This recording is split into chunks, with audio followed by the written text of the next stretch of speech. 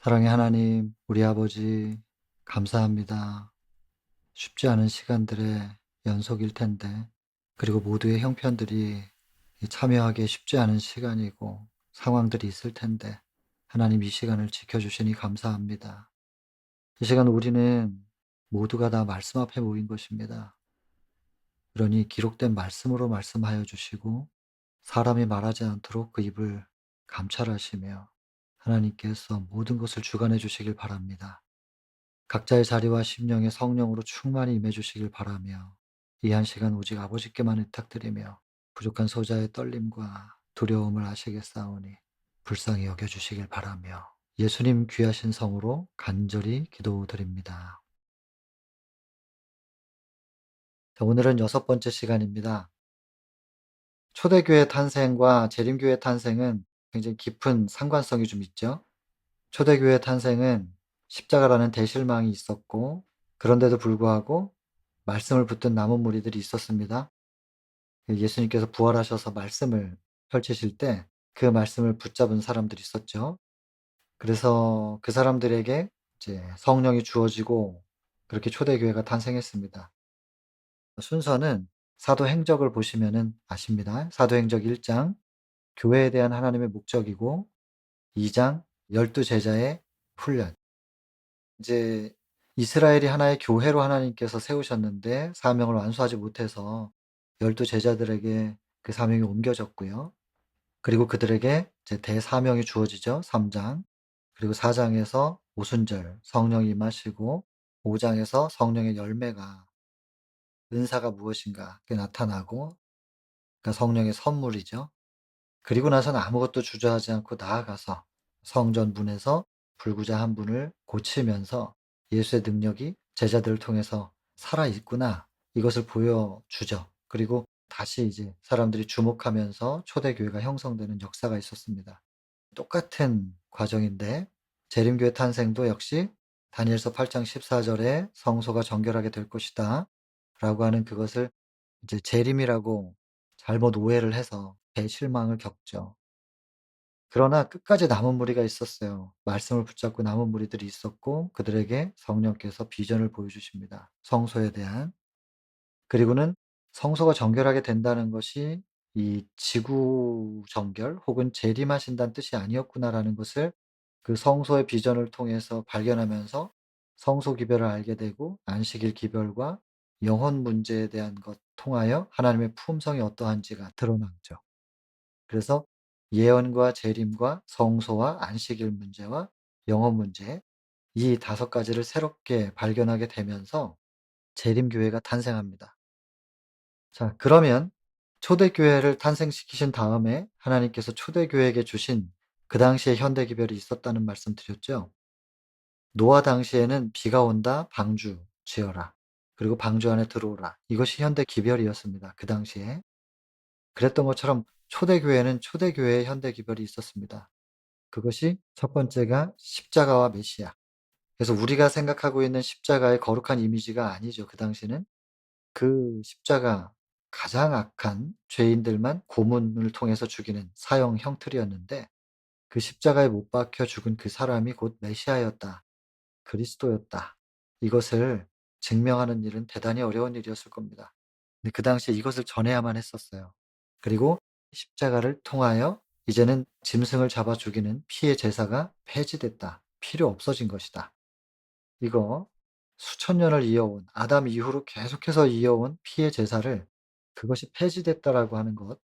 당연히 물론 이제 성경에 근거한 것이지만, 그 당시 사람들이 성경을 바로 보고 있지 못했기 때문에, 성경을 많이 외우고 있고 잘 알고 있다고 생각했지만 모르고 있었던 거죠.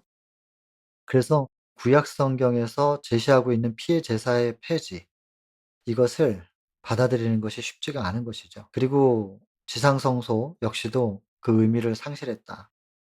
성소, 성전, 이것에 대한 자부심이 굉장히 컸는데 이젠 그것이 의미가 없다라고 전하는 거. 그렇다면은 남은 게 뭐냐? 이제 예수께서 메시아로서 지구의 왕이 되셨고, 이젠 사단이 지구 대표가 아니라 예수님이 대표이시다. 그리고 그 예수님께서 하늘에 입성하시고 왕으로서 이제 인정을 받으셨죠. 그리고 성소에 들어가셔서 중보사역, 성소봉사를 시작하셨다는 이 메시지를 전해야 되는 것이 그 당시의 현대 기별이었고, 그리고 이 중보사역을 시작하셨다는 것에 대한 증거로서 성령이 오순절에 강림하신 거죠. 그 당시에 이 현대 기별을 전하는 것이 그야말로 목숨을 걸어야만 전할 수 있었던 기별들이었습니다. 근데 그 당시에 사도들이 목숨을 걸고 복음을 전함으로 오늘 우리가 이렇게 복음을 알고 있는 거죠. 마찬가지로 재림교회를 탄생시키시고 나서 재림교회가 무엇을 전해야 될지 기별을 주셨습니다. 자주 말씀드렸지만은 개신교회가 많습니다. 마르틴 루터 이후로 굉장히 많은 개신교회 분파들이 있고 약 5만 개 정도가 되는데, 그 새로운 어떤 교파가 부족해서, 교단이 부족해서 재림교회를 탄생시키신 것은 아니라는 것이죠. 이유가 있다는 겁니다.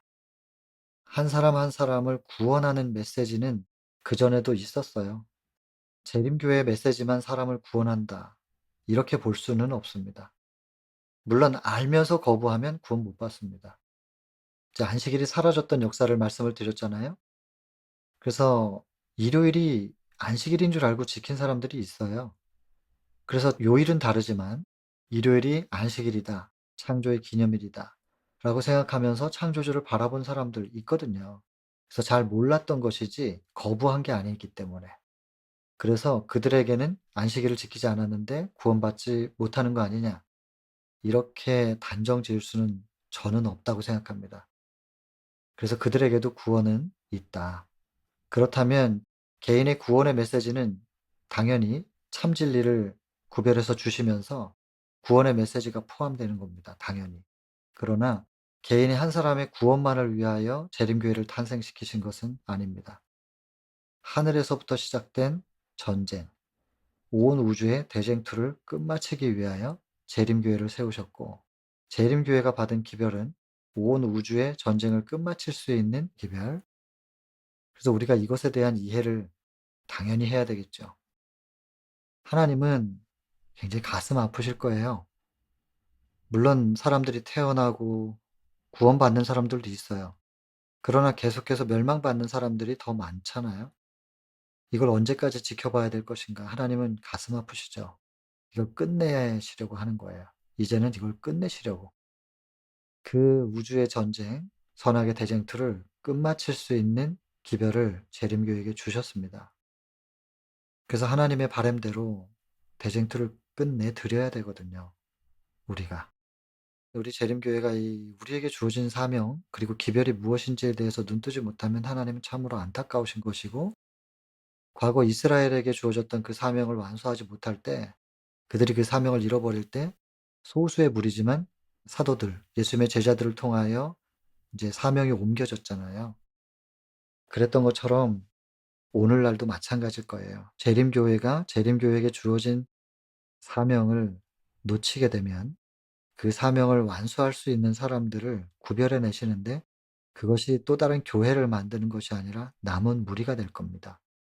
그래서 재림교회는 마지막 교회인 것 틀림없지만, 그리고 하나님의 바람은 재림교회 자체가 남은 무리이기를 바라셨으나 그렇게는 아닌 것 같아요. 기록들을 보면 라우디게아 교회에게, 일곱 번째 교회, 마지막 교회에게 주어진 메시지만 보더라도 사명을 잃어버린 모습이 나타나잖아요.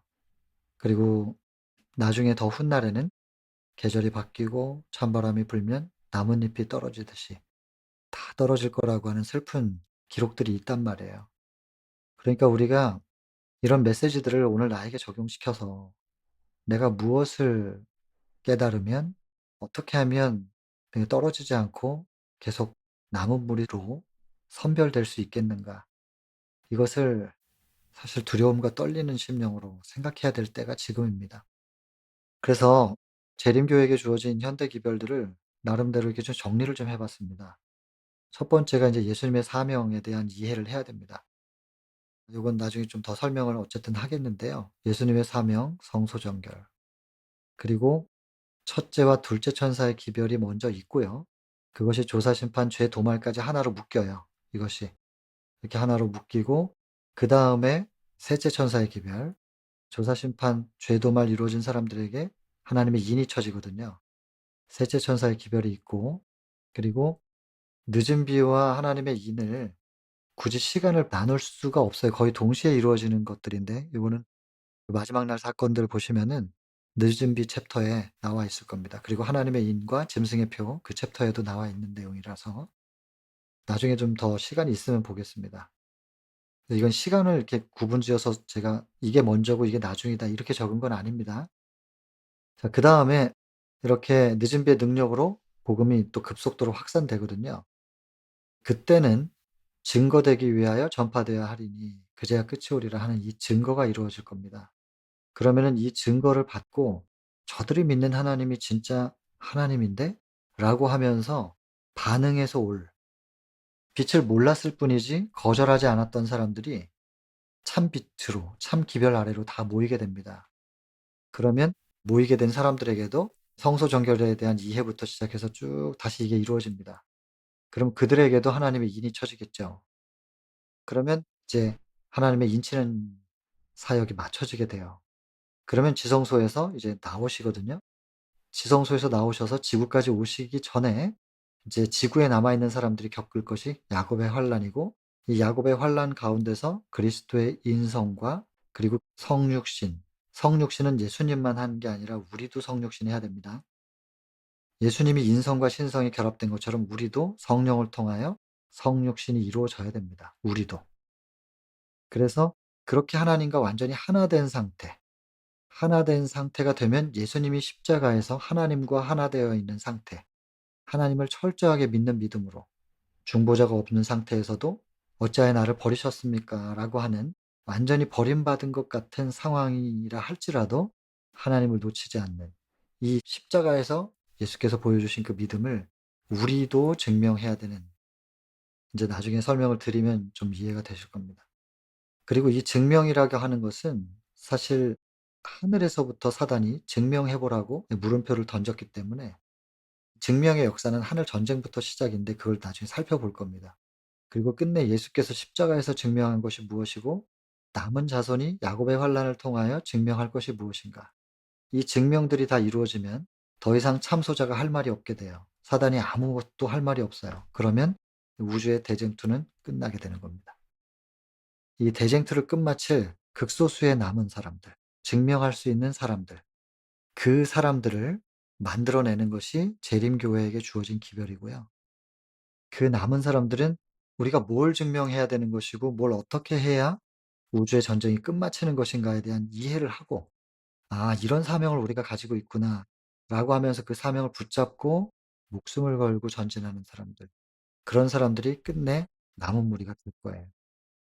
그래서 우리 가운데서 누가 이 남은 무리의 끝까지 남게 되고 들어가게 될지는 모르죠. 장담할 수 없는 일이지만 바람이 있다면 우리에게 주어진 사명이 무엇이고 우리의 정체가 도대체 무엇인지를 눈을 뜨고 사명을 딱 붙잡고 사명을 향하여 사명이 인도하는 방향으로 한 걸음 한 걸음 내디딜 수 있는 우리가 됐으면 좋겠는 거죠. 이게 달리기 하듯이 총총총총 이렇게는 못 뛸 거예요. 쉽지 않은 걸음이라서 뚜벅뚜벅 갈 겁니다. 한 걸음 한 걸음 무겁게 내딛게 되겠지만, 그러나 우리가 포기하지만 않는다면 우린 그렇게 전진할 수 있을 것이고 끝내 대쟁투를 끝마칠 수 있는 하나님의 마지막 군사가 될 수 있을 거라고 믿죠. 그러기 위해서 우리가 이 기별에 대한 이해가 좀 필요해서 이렇게 지금 우리가 이런 시간을 가지고 함께 말씀을 나누고 있는 것입니다. 그럼 이런 거 다 모르면 구원 못 받냐? 저는 그렇게 말씀드릴 수는 없습니다. 개인의 구원은 하나님과 개인적인 관계 속에서 분명히 이루어질 건데 대쟁투를 끝마치려면 이 기별들은 이해해야 됩니다. 그리고 지금 우리가 살고 있는 이 시대는 이 기별에 대한 이해를 해야만 하는 시대이더라고요. 빛이 주어져 있는데 재림교인들이 이걸 거부하면, 빛을 거부하면 버텨낼 수가 없어요. 나중에 다 떨어질 거예요. 우리가 살아있을 때 짐승의 표의 강요가 생기면 다 떨어질 거예요. 그래서 우리는 재림교회에게 주어진 이 기별을 거부하면 안 된다는 것이죠.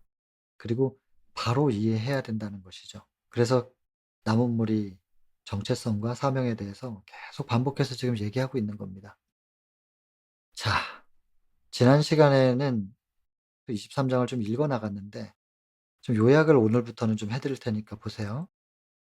예수님의 사명의 첫 번째가 성소 정결인데 이제 2300 주야의 끝에 성소가 정결하게 된다. 그다음에 이것이 재림인 줄 알고 기다렸는데 내 입에는 꿀같이 달지만 먹었더니 배에는 쓴 거예요. 대실망을 나타내는 거죠. 그렇다면 이것이 '이 땅 성소가 아니었네. 성소가 정결하게 된다는 것이 이 땅 지구가 정결하게 된다는 게 아니었네.'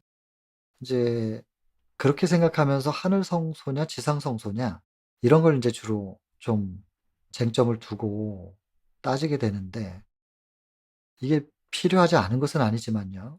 그러나 이거보다 더 중요한 것이 있습니다. 그게 뭐냐면 성소 정결 사건을 재림으로 볼 것인가 아닌가의 문제죠. 장소가 어디냐의 문제가 아니라 재림이냐 아니냐. 근데 우리가 역사적으로 지금 재림이 아니라는 건 증명이 됐어요. 그럼 재림이 아니라면 성소 정결이라는 게 그럼 뭐냔 말이에요. 요걸 이해를 해야 여기 지금 예수님의 사명인 성소 정결 이게 이해가 제대로 되는 겁니다. 이걸 이해해야 현대 기별에 우리가 첫 번째로 전해야 될 거 이것이 정확해지는 거죠.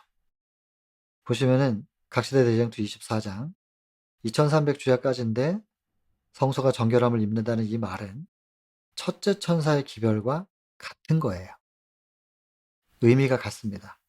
그래서 지성소 안에서의 그리스도의 봉사와 곧 조사 심판을 가리키는 것이었다. 그러니까 지구에 재림하시는 것이 아니라 하늘에서 성소 봉사하시던 중이잖아요. 그 성소 봉사 사역을 하시던 예수님께서 지성소로 들어가셔서 이제 조사 심판을 시작하셨다는 것의 의미라는 거예요. 그런데 성소에서 지성소로 들어가신 것이 하늘에서 이루어진 일인데 그걸 꼭 우리가 이 땅에서 알아야 되느냐? 알아야 되죠. 왜냐하면 처음에 예수께서 이 땅에서 승천하셨을 때 성소 봉사 시작하시는 것을 이 땅의 초대교회 예수님의 제자들이 모르기를 바라지를 않으셨어요. 그래서 하늘에서 이렇게 중보 사역이 시작됐다는 것을 그걸 알아야 돼요, 이 땅 사람들이. 그래야만 더 이상 양을 잡아 바치질 않지. 그냥 바로 기도로 성소에서 봉사하시는 예수님께 죄를 올려드리면 이제 그 죄를 지성소와 성소를 나누는 휘장에다 뿌려 가지고 죄를 전가하는 일이 하늘에서 이루어지고 있다는 거죠. 이제는 양 잡아 바칠 필요가 없다는 거. 그거를 이 땅의 교회들이 알아야 되기 때문에 성소 봉사 시작하셨을 때 이 땅에서 그걸 알라고 성령을 보내주셨잖아요. 그래서 성소 봉사 시작하셨다는 것에 대하여 지구의 대표로 왕으로서 취임하시고 성소 봉사 중보 사역 시작하셨다는 것에 대한 통고로서 성령을 내려주셨다. 이것이 사도행적 4 장의 오순절 챕터에 보면 나오죠. 거기 그렇게 기록이 되어 있습니다. 그래서 성소 봉사 시작하셨을 때도 이 땅에서 그걸 알아야만 했었고 지성소 사역 시작하시는 것도 당연히 이 땅에서 알아야 됩니다. 그래서 대실망이라는 하나의 큰 이벤트를 만드셨어요. 그리고 골라내시는 거죠. 그래서 재림이 아니었다는 겁니다. 조사 심판을 가리키는 것이다. 그리고 재림하시는 일을 가리키는 것이 아니었다라고 여기 쟁투 24 장에서 기록을 하고 있는 겁니다. 그렇다면 이것이 지구가 아니면은 하늘 성소라는 건데요. 그거는 또 23 장에 나옵니다. 하늘에 있는 것들의 모형이었고 뭐냐면 성소. 모세에게 성소 지으라고 한 것은 하늘에 있는 것의 모형이었을 뿐이다. 출애굽기 25장 8 절에서 중요하게 좀 생각하셔야 되는 것은 성소가 왜 있어야 되는가? 그것은 거할 자리, 하나님께서 거하실 장소다. 요거를 꼭 기억하셔야 됩니다. 그리스도께서는 손으로 만든 성소, 이건 모세가 지은 거잖아요. 여기에 들어가신 게 아니고 하늘에 들어가신 겁니다. 하늘에 있는 지성소 들어가셨다는 그 얘기예요. 여기 새 언약의 성소가 나타나 있는데 첫 언약의 성소는 사람이 치고 모세가 세운 것이었다. 이 성소는 사람이 친 거 이게 왜 치다라고 했냐면 이제 성막 성소니까 텐트 치다 이렇게 할 때 텐트는 친다 이렇게 표현하잖아요. 그래서 친 것이라고 한 것이고 하나님께서 치신 것이다. 그러니까는 사람이 친 거는 지상 성소고 하나님은 하늘 성소. 그래서 먼저 있던 성소 지상 성소에는 제사장들이 봉사하지만 나중 성소는 하늘 성소에는 대제사장 그리스도께서 봉사하고 계신다. 먼저 것은 세상에 있었고 나중 것은 하늘에 있다. 그러니까 2300 주야에 성소가 정결함을 입는다고 하는 것은 이 땅에 재림하신다는 뜻이 아니다라는 겁니다. 하늘 성소 그중에서도 지성소에 들어가셔서 성소 정결 사업을 시작하셨다. 그 얘기란 말이에요. 자, 그런데 성소 정결이라고 하는 것은 시대소망 11장에 보면은요. 침례라고 하는 챕터에 침례 받고 나서 기도하시잖아요. 물에서 올라오셔서 기도하시는데 그의 시선은 하늘을 꿰뚫는 듯 하였다. 그리고 그는 죄가 사람의 마음을 완악하게 한 것과 사람이 당신의 사명을 이해하고 구원의 선물을 받아들이기가 얼마나 어려운지를 아셨다. 여러분, 이거 대단히 중요한 표현입니다. 사명을 이해할 때 구원의 선물을 받아들일 수 있게 돼요. 근데 이게 너무나 어렵대요. 예수님의 사명을 이해하는 게 얼마나 어려운지를 아셨다. 그래서 그들을 대신해서 파괴자를 정복할 수 있는 능력을 달라고, 이 어려운 일을 해 나가셔야 되기 때문에 그 능력을 달라고 간구하신 겁니다. 기도 후에. 그렇다면 이 사명을 이해해야 된다는데 사명이 도대체 무엇인가? 쭉 시대서막 읽어 나가다 보면 16장에 보면 이런 말씀이 있습니다. 세상에 매매하는 자들로부터 성전을 정결하게 하시면서 예수께서는 당신의 사명을 나타내셨다.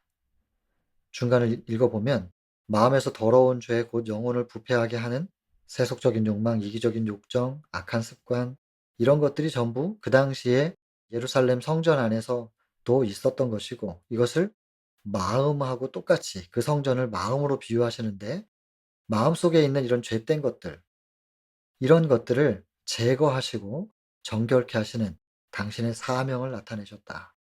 그래서 여기 보면 사명을 이해해야 구원의 선물을 받아들이게 되는데, 당신의 사명을 나타내셨다. 무엇을 통해서? 성전을 정결하게 하시면서. 성전 정결이 곧 예수님의 사명이었다는 것입니다. 이거 이해하셔야 됩니다. 그래서 성전이 정결하게 됐다라고 하는 2300죄에 대한 이야기, 다니엘서 8장 14절에 대한 이야기, 지성소로 들어가서 성소 정결을 하시는구나. 그렇다면 하늘에서 성소 정결을 이제 하셔야 되는데, 그 하늘 성소에도 더러운 게 있느냐? 죄가 있느냐? 그럴 수가 있을까요? 하늘에 있는 성전에 죄가 있어요? 있죠. 당연히 있죠. 왜냐하면 우리가 이 땅에서 십자가를 믿고 십자가의 피에 의지하여 우리가 계속해서 회개하잖아요. 그 회개가 어디로 가겠어요? 이 땅에서는 번제단 앞에서 내 죄를 짐승에게 안수하고, 그리고 죄인이 직접 그 짐승을 죽이지 않습니까? 그리고 그 피를 받아 가지고 번제단에도 뿌리고, 그러면 제사장이 일부는 번제단에도 뿌리고 그것도 들고 어디로 가요? 성소로 들어가잖아요. 성소로 들어가서 휘장에다가 뿌려요. 그런 것처럼 구약의 모세에게 성소에 대한 모든 과정들을 보여주시고 그 제도를 세우신 것이 곧 구원의 도를 우리에게 알려주신 거죠. 그래서 이 땅의 지상성소는 폐지됐어도 그 의미는 남아있어야 됩니다. 그래서 우리가 이제는 번제단 앞에 가서 짐승을 죽이진 않지만 예수님의 십자가를 통해서 회개한단 말이에요. 그럼 그 회개가 하늘 성소로 옮겨지는 거죠. 그래서 우리의 죄가 거기에 옮겨져 있어요. 하늘에 죄가 있다니까요. 우리의 죄가 옮겨져서 그것을 정결하게 하셔야 되는 거예요. 그 정결 사업을 위하여 지성소 들어가셨다는 얘기거든요. 자, 그런데 그것이 또 다른 의미가 또 좀 있죠. 여기 보시면은 쟁투 39장에 보면은, 39장은 제목이 뭐냐면 환란의 때라는 챕터입니다. 환란의 때인데 거기에 보면 소제목에 야곱의 환란 있고 그 밑에 사단의 음모, 이렇게 소제목들이 있어요. 그 사단의 음모 그 소제목에 보면 사단은 그들을 유혹하여, 인간들을 유혹하여 범죄하게 한 죄를 정확하게 기억하고 있기 때문에 그 죄를 하나님 앞에 가장 크게 과장하여 제시한다. 이렇게 돼 있어요. 왜 이런 장면이 등장하냐면 쟁투 28장에 보면은 28장이 제목이 이제 조사 심판이에요. 조사 심판 챕터 밑에 보면은 소제목에 하늘 법정이 나옵니다. 그리고 하늘 법정 밑으로 계속 소제목들이 있으면서 내용이 설명되는데, 대략 요약하면 하늘 법정의 모습을 보여주고 있어요. 그래서 재판장이 앉으시는 자리가 있고, 그다음에 고소자가 있고 변호인이 있고 그리고 배심원이 있고 죄인들이 있어요. 이게 그려지죠. 그리고 거기에는 책이 놓여져 있는데 기념책이 있고 또 죄의 책이 있어요. 그래서 죄의 책은 죄들을 낱낱이 적어 놓은 책이에요. 그리고 기념책은 사람들이 착한 일 할 때 적어 놓은 거예요. 의로운 행위가 적혀져 있는 책이에요. 그래서 이 기념책과 죄의 책을 가지고 이제 저울질을 해야죠. 그리고는 거기서 증명된 사람들은 생명책으로 이름이 옮겨져요. 이제 요런 장면들이 있는데 인간을 어떻게 유혹해 가지고 범죄하게 했는지 그것을 사단이 잘 기록하고 있거든요. 근데 여기 위에 보면 그 사단이 기록한 것을 재판정에서 참소할 때는 크게 과장을 해서 제시를 해요. 그러니까 하나님 편에도 인간이 무슨 죄를 졌는지에 대한 기록이 있어야 돼요. 안 그러면 사단이 과장해서 얘기할 때 그냥 배심원들은 '다 그런가 보다.' 할 거 아니에요. 그러면 저게 사단의 말이 과장됐다라는 걸 증명하려면 변호인 쪽에서도 인간이 무슨 죄를 졌는지는 기록이 있어야 되거든요. 그래서 꼼꼼하게 적어 놓습니다. 죄를 기록해 가지고 심판하고 떨어뜨리려고 구원 안 시켜 주려고 기록하는 게 절대로 아니고 참소자 앞에 대조해서 인제 보여줘야 되니까. 그래야 배심원들이 인정을 해요. 재판장이 변호인 쪽으로 편들어 가지고 재판을 해도 배심원들이 인정을 안 하면은 합법적인 판결이 아닌 거예요. 그래서 배심원들한테 인정받는 게 대단히 중요합니다. 배심원들도 인정하고 참소자도 더 이상 할 말이 없을 때 재판장은 땅땅땅 하면서 이 사람은 구원 이렇게 판결을 내릴 수가 있단 말이에요. 변호인 쪽에서 기록하는 인간의 죄의 기록은 절대로 떨어뜨리려고 하는 게 아니고 참소자에게 대조해서 보여주기 위하여 기록한 것이라는 걸 꼭 기억하시게 되기를 바랍니다. 그래서 꼼꼼하게 죄를 기록합니다. 그리고 사단이 이렇게 죄에 대해서 얘기할 때 예수께서는 변호인이신데 이 예수님의 중보 챕터예요. 28장 조사 심판에 보면은 소제목에 예수님의 중보. 거기 보면 예수께서는 그들의 죄에 대하여 변명하지는 않으신답니다. 죄 지은 거 맞다. 인정하는 거예요. 그러나 맞지만 그들은 회개하지 않는가? 어떻게 그들이 회개를 하고 그리고 십자가에서 회개한 죄들은 다 용서받을 수 있다는 것을 믿는가? 그래서 그들의 믿음만큼 그들은 용서를 받았다. 그래서 여기 보시면 사단이 참소할 때 예수께서 변명은 하지 않으시면서 뭐라고 하시냐면 예수께서는 당신의 상한 손을 하나님 아버지와 거룩한 천사들 앞에 드시고 그러면 그 손에는 못자국이 기록돼 있잖아요. 남아 있죠. 내가 저희 이름을 압니다. 이름을 안다. 이거는 이사야서 49장 15, 16절 보시면 여인이 어찌 그 젖먹는 자식을 잊겠으며 자기 태에서 난 아들을 긍휼히 여기지 않을 수가 있겠는가. 그들이 혹 잊는다 할지라도 나는 너를 잊지 아니할 것이라. 이렇게 적혀 있고 16절에는 내가 너를 내 손바닥에 새겼다. 이렇게 기록돼 있단 말이에요.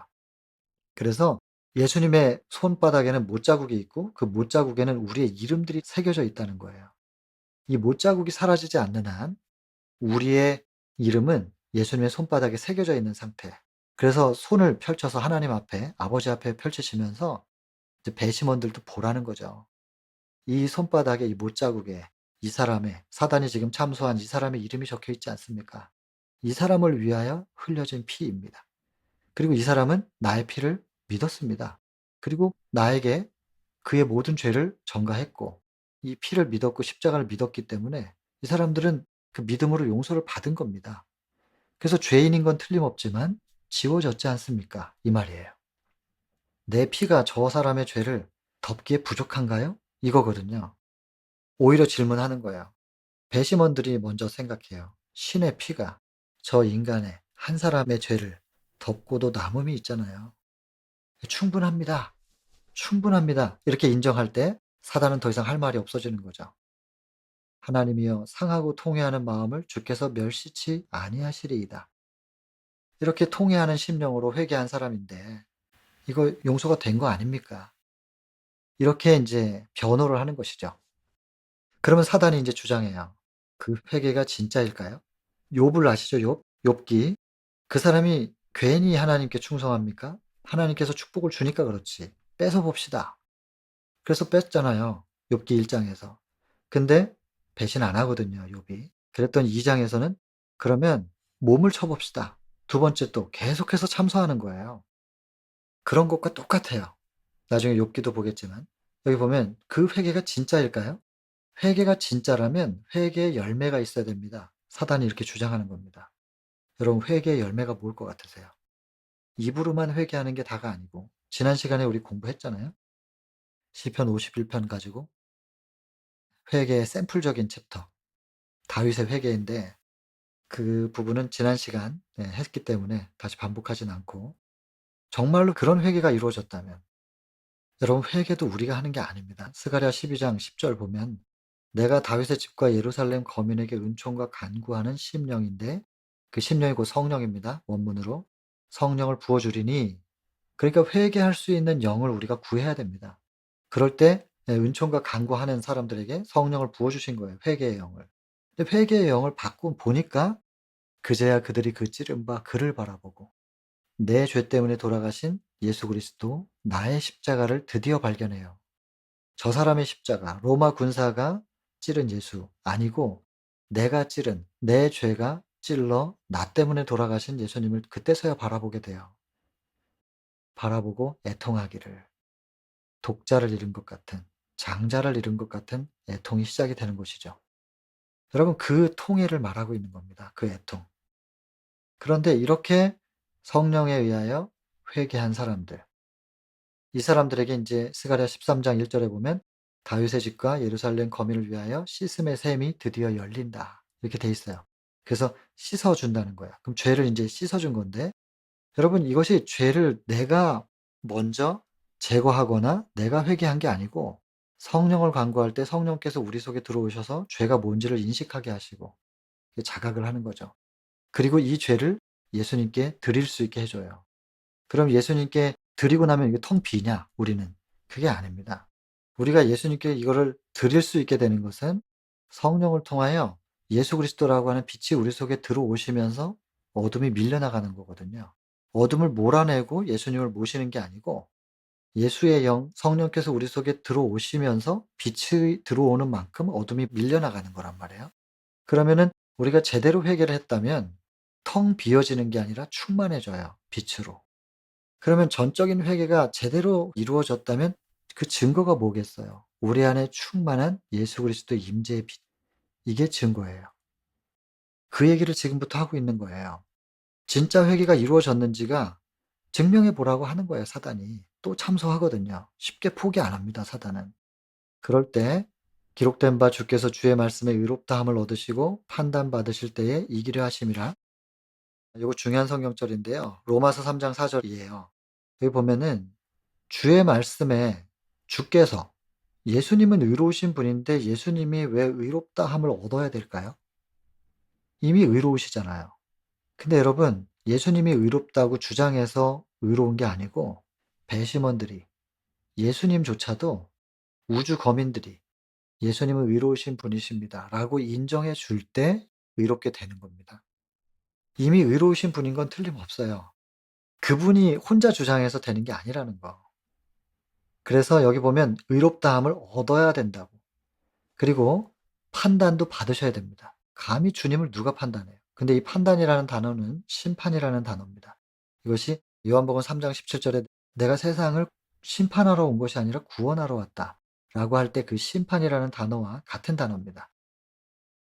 예수님도 심판받아야 된다는 거예요. 그러니까 그 심판이라는 것은 뭐 이렇게 불의 고통을 받거나 뭐 이런 뜻이 아니고 판단이에요, 판단.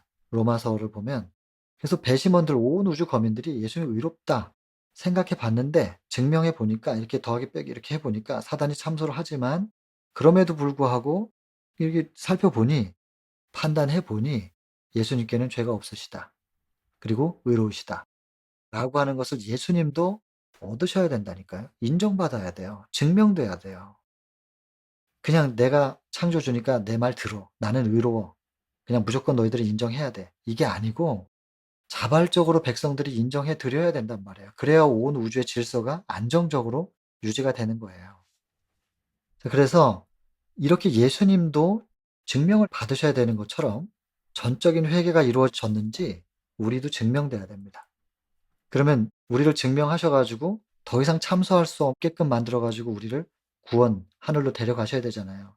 그래서 예수께서 하늘에서 지성소에서 성소정결하시면서 예수님의 영을 이 땅에 내려 보내셔 가지고 이 땅에서도 뭔가를 하셔요. 그래서 여러분, 요한복음 14장 1 절로 3 절에 보면 "너희는 마음에 근심하지 말라. 하나님을 믿으니 또 나를 믿으라. 내가 너희를 위하여 처소를 예비하러 가노니 내가 너희를 위하여 처소를 예비하면 내가 다시 와서 너희를 영접하여 나 있는 곳에 너희도 있게 하리라. 이게 이제 재림에 대한 확실한 약속의 메시지잖아요.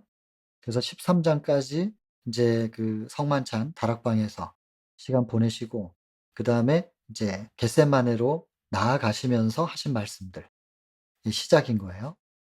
거기 보면은 "처소 예비하러 간다. 내가 다시 오겠다." 이게 인제 핵심 성경절인데, 예수님이 하늘에서 처소 예비하실 때 이 땅에서 우리는 가만히 있으면 되느냐? 그게 아닙니다. 예수께서 제자들을 위하여 큰 저택을 짓고 계시는 동안, 이 시대소망 73 장이에요. "너희는 마음에 근심하지 말라."라는 챕터인데, 하늘에서 예수님께서 처소를 준비하고 계시는 동안, 큰 저택들 짓고 계시는 동안에 제자들은 이 땅에서 뭘 해야 되냐면 품성을 건설해야만 하였다. 그래서 여러분, 하늘 성소 정결과 지금 고린도전서에서는 보면은 "너희가 하나님의 성전인 것과 하나님의 성령이 너희 안에 거하시는 것을 알지 못하느냐." 이 땅에 우리 개개인도 성전인 겁니다. 그리고 성전의 기능은 아까 읽어 드렸죠? 출애굽기 25장 8 절. "내가 너희 가운데 거할 하나님의 임재의 자리." 그래서 하늘에서는 지성소에서 정결하게 하셔 가지고 하나님이 지성소에 임하시니까 우리와 하나님이 그곳에서 만날 수 있도록 하나님께서 우리의 거할 자리와 하나님의 거할 자리를 다 깨끗하게 하시는 거고요. 이 땅에서 우리도 성전이거든요. 하나님의 임재의 자리. 그러니까 이 땅에서도 우리 인간이 하나님의 임재의 자리는 성전을 정결하게 하는 사업이 같이 이루어져야 됩니다. 그래서 하늘 지성소에서 성소 정결 사업과 이 땅에서 성소 정결 사업 같이 이루어지는 겁니다. 그래서 성소 정결, 다니엘서 8장 14 절은 성소가 정결하게 된다라는 것은 재림에 대한 이야기가 아니고 재림 전에 먼저 이루어져야 될 일, 그거에 대한 얘기거든요. 그럼 재림 전에 먼저 이루어져야 될 것이 무엇이냐? 재림하시면 구원받을 사람들 준비가 돼야 되잖아요. 그 재림할 때 예수님의 얼굴을 마주할 수 있는 준비의 메시지인 거예요, 성소 정결이. 재림 전에 먼저 있어야 되는 일. 이 성소 정결이라는 준비가 안 이루어지면 절대로 예수님 재림하시면 하늘 못 가요. 그래서 이게 너무너무 중요한 메시지인 거예요, 성소 정결 메시지가. 그래서 여기 보시면 "너희도 성령 안에서 하나님의 거하실 처소가 되기 위하여 예수 안에서 지어져 가야 된다." 여러분, 성소에 대한 준비는 하늘에서만 이루어지는 게 아니라 이 땅에서도 무너진 성소, 회파된 성소가 다시 회복되는 경험을 해야 됩니다. 예수 안에서 성소가 지어져 가야 돼요. 그리고 그 성소가 뭐냐면 우리라는 거예요. 하나님의 임재의 자리. 나라고 하는 개개인이 곧 무너진, 더럽혀진 성전이었구나. 그래서 하늘 성소 정결과 이 땅 성소 정결 사업이 같이 이루어져야 된다는 겁니다. 예수님이 하늘의 성소에 들어가셔서 중보 사역 시작하셨을 때 이 땅에서 중보 사역에 대한 메시지를 가지고 초대교회가 그것을 전했던 것처럼 이 땅에서는 이제 예수님이 재림하시면 우리 안에 하나님의 임재를 온전히 이루시게 될 건데, 그렇게 하나님과 우리를 하나 되게 하실 건데, 그전에 우리가 하나님을 모실 수 있도록 하늘 성소 정결 사업이 시작될 때 우리라고 하는 성전이 정결케 돼야 됩니다. 이 메시지가 같이 나가야 돼요. 그래서 초대교회 때는 이제는 우리 죄를 양을 잡아 바치는 게 아니라 십자가를 믿고 그냥 하늘에서 중보 사역하시는 예수님께 드리면 된다. 이걸 전하는 것이 그 초대교회가 전해야 될 메시지였고, 지금은 이제 때가 다 됐다. 이제는 곧 끝날 때가 된 것이다. 하나님과 완전히 하나 되고 하나님을 내게 완전히 모실 수 있는 준비가 돼야 된다. 성소 정결. 이 메시지 전해야 되는 때가 지금이란 말이에요. 그래서 예수님 안에서 성전이 지어져 가야 되고 우리가 그 성전이다 라고 하는 이 에베소 2 장과 고린도전서 3장 성경절을 인용을 했고, 그리고 여기 시대 소망에서도 똑같이 그럼 성소가 정결하게 되고 새로 지어져 간다는 게 무슨 뜻인지, 그것이 곧 성소가 지어져 간다는 게 품성이 건설돼야만 한다.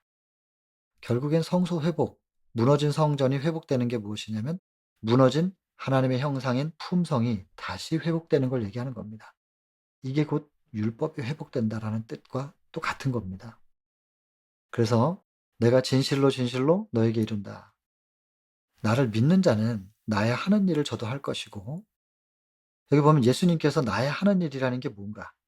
나의 하는 일. 그걸 우리도 한다고 했는데 나의 하는 일이 뭐냐?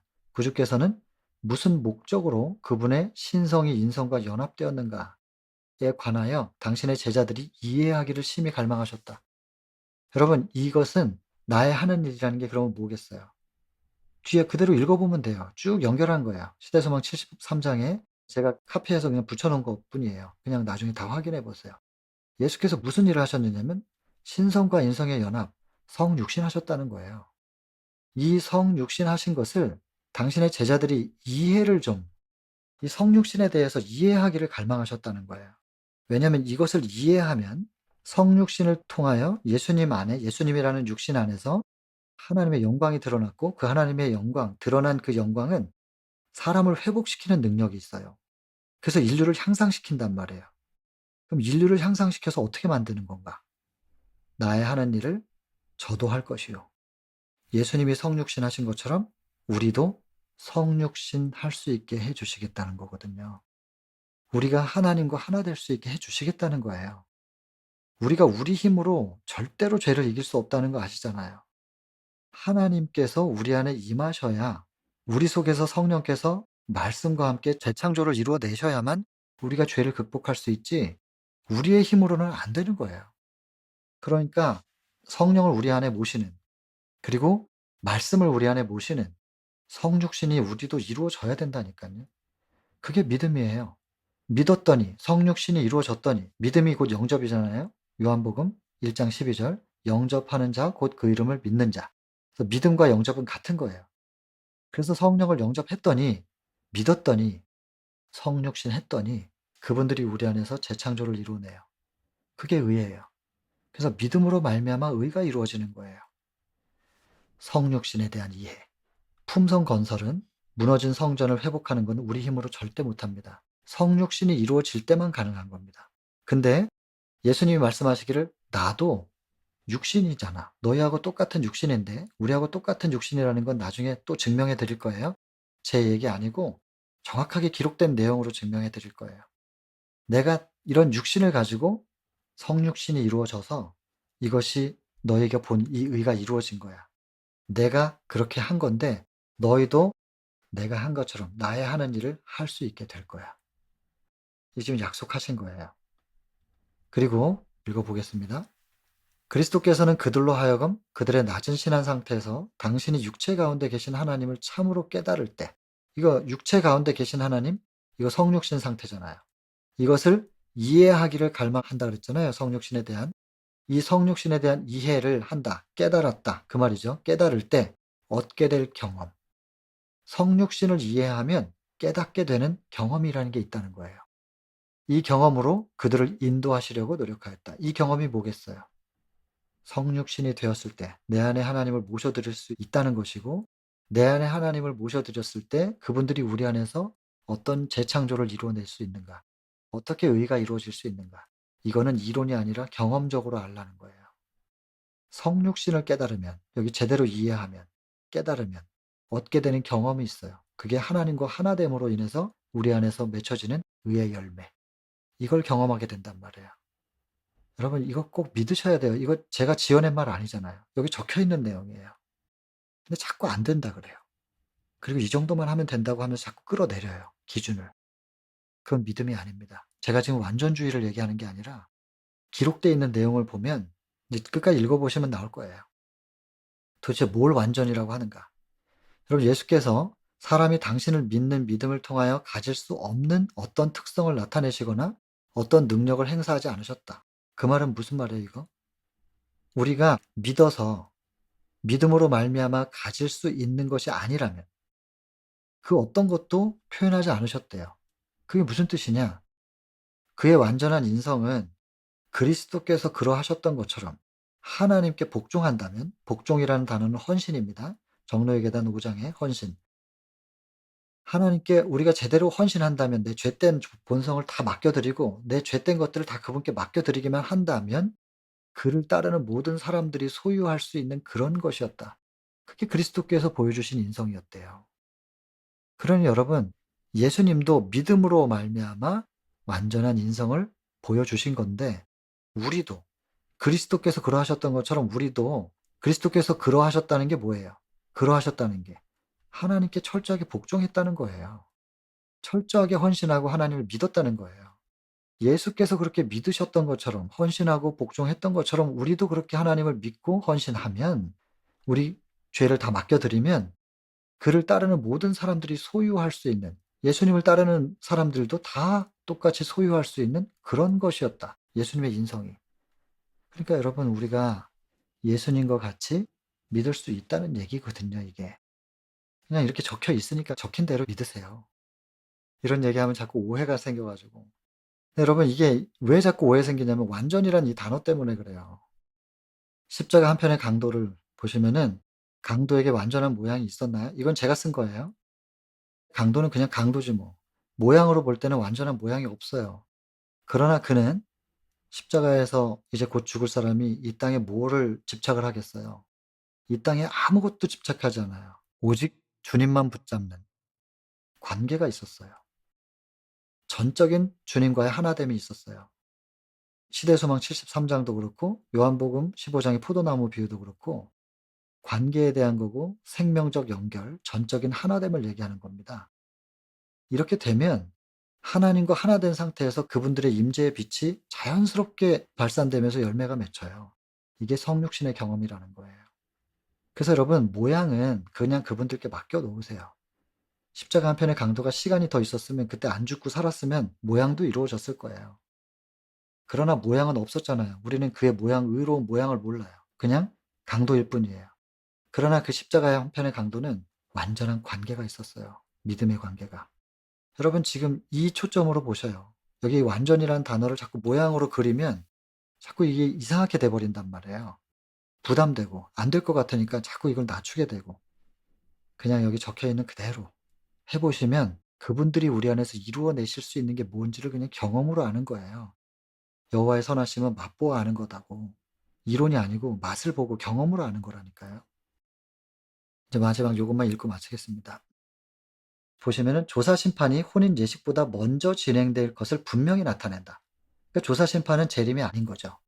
그러니까 조사 심판은 그렇다면 뭘까요? 예복, 곧 어린 양의 피로 씻어서 깨끗하게 되는 흠없는 품성의 옷을 얘기하는 거예요. 그러니까 여러분, 조사 심판은 떨어뜨리려고 심판하는 것이 아니라 누가 진짜 회개했는가, 진정한 회개를 하였는가. 진정한 회개를 했으면은 내 죄를 다 주님께 드렸기 때문에, 드렸다는 것은 예수님께서 그만큼 우리 안에 빛으로 임하셔서 어둠이 물려간 거니까, 제대로 회개가 된 사람은 하나님의 임재가 충만하죠. 그 하나님의 임재가 충만하면 하나님의 임재의 빛이 발산돼요. 그 빛은 연기하듯이 꾸며 할 수 있는 게 아니에요. 연극하는 배우들이 꾸미는 그런 게 아니에요. 그냥 자연스럽게 발산되는 거예요. 그분의 임재의 빛, 그분의 영광의 빛, 그 시대소망 1 장에 보시면은 그건 곧 품성이라 그랬단 말이에요. 그러니까 그 얘기가 이 얘기인 거예요, 지금. 조사 심판은 누가 진짜 회개를 했는가에 대한, 정말로 그 회개가 진정이고 완전이었을까요? 라고 하는 사단의 참소 앞에서 증명을 해야 되니까, 그 증명은 일단 기록된 죄의 책들을 갖다 대고 이 십자가의 피로 다 씻었다, 이렇게 해 가지고 인제 없어졌으니깐 '죄 도말이다.' 하면서 딱 하나님의 인치는 것까지 가야 되는데, 그 회개가 진짜일까요? 라고 하는 사단의 또 다른 참소 앞에 증명하려면 뭐가 증명돼야 되냐면 품성이 증명돼야 돼요. 그래서 그 품성에 대한 조사, 참된 회개가 이루어졌는지에 대한 조사, 조사 심판이에요. 이 심판이라는 표현 때문에 그런데 이게 판단이란 말이에요. 배심원들이 다 판단할 수 있게, 이 사람이 진짜 회개한 것인가 라고 하는 것을 인정할 수밖에 없게. 예수님도 심지어 판단받으셔야 됐다고 그랬으니까 우리도 그렇게 판단받아야 된다니까요. 증명이 돼야 돼요. 이 증명은 무엇으로 이루어지냐면 흠없는 품성으로 이루어진단 말이에요. 그래서 여러분, 성소 정결은 율법 회복이고 동시에 성소 회복인데, 결국 뭐 얘기하는 거냐면 품성. 우리 안에 하나님의 사랑이, 하나님의 형상이 다시 회복되었느냐 아니냐, 그 얘기예요. 검사한 결과 혼인 예복을 입은 것이 인정되는 자, 품성이 이루어진 사람이죠. 근데 이것도 우리가 입는 게 아니잖아요. 예복 만들어서 입고 오는 게 아니라 예식장 안에 들어가기 전에 다 준비돼 있어요, 예복이. 들어가겠다 그러면 예복을 줘요. 그럼 입고 들어오면 돼요, 그냥. 그냥 거저 주는 거예요. 이것이 계시록 3장 20 절에 "마음문을 두드린다. 열어라." 그러면 열기만 하면 내가 들어갈게. 그래서 같이 더불어 동거하자. 금과 흰옷, 이거 라오디게아 교회가 업되잖아요. 17절에 보면 없고 18절에는 사야 된다. 이거 금도 사고 흰옷도 사야 된다. 근데 우리가 뭘 주고 사나? 돌아보니까 실은 이미 다 준비해 놓으신 거예요, 그분이. 그래 가지고 다 준비하신 분이 20절에 와 가지고 문 두드린다. 열어보니까 다 그분이 흰옷을 준비하고 계시네. 들어오셔 가지고 그냥 우리한테 입혀 주시는 거예요. 이것이 지금 믿음의 의에 대한 얘기거든요. 영접할 때 어떻게 의가 이루어지는가? 예복을 입는 것이 인정되면 그러면 간합하심을 받죠. 그리고는 혼인잔치에 참석할 수 있는 자격이 주어지는 거예요. 품성을 검사하는 일, 곧 누가 하나님 나라에 들어갈 준비가 되었는지 결정하는 것. 이것이 곧 조사 심판이고 하늘 성소에서 하는 마지막 사업이다. 여러분, 대실망 이후에 재림교회가 만들어졌는데 이 굉장히 혼란스러웠던 실망을 겪게 했던 성소정결이라는 게 뭔지에 대해서 먼저 이해해야 되기 때문에 그것을 첫 번째 사명으로 뽑았습니다. 그리고 이 성소정결이 이루어지기 위해서는 첫째와 둘째 천사의 기별로 쭉 이제 연결돼요. 그래서 그건 다음 시간에 또 하겠습니다. 그렇게 해서 여기 적혀 있는 현대 기별에 대한 요 부분만 딱 이제 지금 남아있는 시간 동안에 어떻게든 최대한 맞춰보도록 하겠습니다. 자, 오늘은 여기까지예요. 여러분, 첫 번째 기별, 재림교에게 주어진 현대 기별, 성소정결에 대한 거 이렇게 꼭 좀 기억해 주시면 감사하겠습니다. 개인기도 하고 마치겠습니다.